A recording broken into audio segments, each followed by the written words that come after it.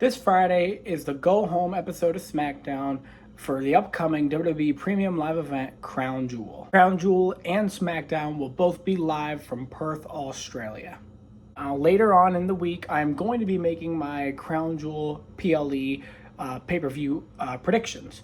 But today, we are going to be predicting the match card and what will be happening on Friday Night SmackDown this Friday night. This episode of SmackDown has been advertised as a big episode of SmackDown, and they have announced 4 or 5 major things, and we're going to be talking about those major things and what I think will be happening. So let's get into it. Probably the most entertaining thing that has been going on SmackDown in the recent weeks has been the Sami Zayn US Championship Open Challenge. And we've seen him compete in a lot of good matches in just the past weeks, such as Javon Evans, now Aleister Black. I believe we saw Carmelo Hayes at one point. We even saw John Cena, which is he's the opponent who kicked off the Sami Zayn US Championship Open Challenge. And now he's continuing it this week, coming into Perth, Australia. Now, a lot of people are speculating because Obafemi recently dropped the NXT Championship to Ricky Saints that he is going to be debuting on the main roster soon. If I know WWE, they do like to wait some time to debut some superstars. So I don't necessarily think it's going to be Obafemi. I think there is a slight possibility that it could be. But personally, I really don't think it's going to be. I think it's going to be somebody from Australia just trying to maybe get a hometown pop or just even a good match out of Sami Zayn, which I could see Grayson Waller answering the Open Challenge. We know he's from Australia. He loves to run his mouth. He's a good heel for Sami Zayn to go up against, and I think they would deliver a good match. Obviously, if they do this match, I think Sami Zayn will obviously retain it, but I'm not too sure exactly. Other than Grayson Waller, I don't really know who else we could get to answer the Open Challenge. The Miz could even try and answer it. It could be really anybody. But my prediction is going to be Grayson Waller. If not Grayson Waller, slight 2% chance it could be Obafemi. Which, if Obafemi does answer the Open Challenge, I guarantee you we will be crowning a new United States champion on Friday. Next match that has been announced for Friday Night SmackDown is going to be Tiffany Stratton and Stephanie Vaquer tag teaming up against Kiana James and the Women's United States Champion, Julia. And I don't really have a lot to say about this match. They've really not been booking Julia well in the past few months. Even after giving her the Women's United States Championship, they really have not done anything with her. Tiffany Stratton and Stephanie Vaquer are facing each other on the Crown Jewel pay-per-view for the Women's Crown Jewel Championship. So I could kind of see this going either way. I could kind of see them going with, the baby faces stand tall the night before, or they go on a route where they don't get along as a team and it costs them the victory. I think that would be a much more interesting route to go with this story and feud. But really, it's two faces teaming up against two heels. If I had to predict the match, I would honestly gonna go with Tiffany and Stephanie Vaquer picking up the win over Kiana James and Julia. Hopefully Julia does start getting booked a little bit better, because with her holding the Women's United States Championship and not really using it, it's not really doing much for the women's mid-card division. They have also announced the Street Profits versus the Wyatt Six for the WWE Tag Team Championships. And what can I say? We've already seen this match, really. We've seen it at Clash in Paris. I believe we've seen it on SmackDown before. But this, I feel like, is a turning point in the story.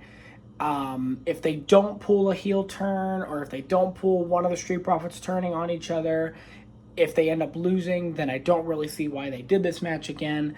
But what I see happening is most likely the Wyatt Six are going to retain, and it's going to lead to either Angelo Dawkins or Montez Ford to turn on one another. It's hard to predict which one is going to turn. It's seeming a lot lately that Angelo Dawkins is kind of leaning more towards the darker side, but we'll just have to see how that all plays out. Or it could be Montez Ford even turning on Angelo Dawkins. I mean, everybody's been talking about that singles run for Montez Ford for a long time. Personally, I think it would be cool, but I really feel like within the next couple months, if they do send Montez Ford as a single superstar, they're going to drop him and end up not really using him at all. And same with Angelo Dawkins. If they turn Angelo Dawkins into a single superstar, I don't really see where he goes storyline-wise. I guess they both could go after the United States Championship, but I just don't see that as particularly interesting. The Wyatt Six have been doing pretty good at like building promos and just being a good solid faction on the SmackDown. And like a lot of people have said, if the Wyatt Six are able to make the Street Profits turn against each other, that is a huge accomplishment for the Wyatt Six, and it makes them look incredibly strong if they are able to turn a tag team that has been together for well over 10, 12 years on one another, and they're able to break them up.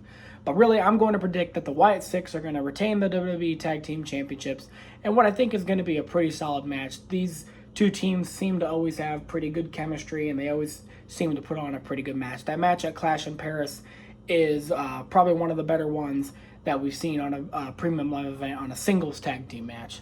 So that's my prediction for that match right there. Really will not be upset if the Street Profits do come out with the championships, because I feel like it is well deserved and well earned, and they haven't held gold in what feels like a long time, but I know it really hasn't been that long of a time. But I feel like if they're going to break them up, or if they're not going to break them up, then they might as well have them win the match and take the championships.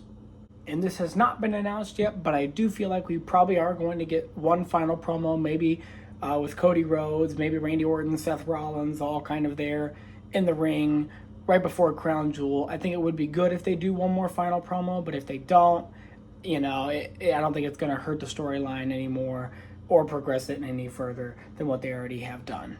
But Cody Rhodes isn't really announced for the SmackDown as I know so far, but I'm sure in some way, shape, or form he will be there. And now for what I think is going to be our main event. It has already been announced. Damian Priest versus Aleister Black in a last man standing match. Now for the past few weeks, these guys have done nothing but attack each other, cost each other matches, and just absolutely wreak havoc all over SmackDown. And I think it's perfect. I think these two are built for each other, are built for a feud with one another. And I think giving them a last man standing match will really let both of them shine. Now, for the winner-wise, I don't really know exactly where they go with either of them. I mean, they just had Aleister Black lose to Sami Zayn in an open challenge, but he was costed by Damian Priest. So if Aleister Black wins, he could easily go after that United States Championship without the worry of Damian Priest. If Damian Priest wins, he could go after the United States Championship without the worry of Aleister Black. Or we could see Damian even go for Cody down the road, which, I mean, I don't think anybody really wants to see Damian versus Cody unless they turned Damian or Cody heel, but I doubt Cody Rhodes is turning heel anytime soon. So we could always see Damian versus Cody. But honestly, I'm excited for this match. I think it's nice that they're finally going to pay it off with a match. All they've had is backstage segments and maybe one or two promos together. But I think giving them the last man standing match is really going to be a good turning point in the story and honestly be a way to wrap up their story. If I had to predict a winner, I think I'm going to go with Aleister Black. He's not the newer star, but he just recently joined the roster probably 6 or 7 months ago. From what I don't know if that's really accurate, but from what I can remember, he's been on SmackDown for 6 or 7 months now, and he hasn't done much. Damian Priest, he's won the World Championship at least one time. I feel like Damian Priest can take this loss a little more than Aleister Black can. Just how Dom and Rusev kind of, I didn't agree with the way that match ended, but we're not going to get into that now. But I feel like if they need to go in one direction, they need to go with Aleister Black beating Damian Priest in a pretty convincing way. Not a squash match, but I imagine the final spot's going to be something pretty crazy. It would not surprise me if Damian Priest wins, if they book Damian Priest to win this match. But my final prediction is going to be Aleister Black.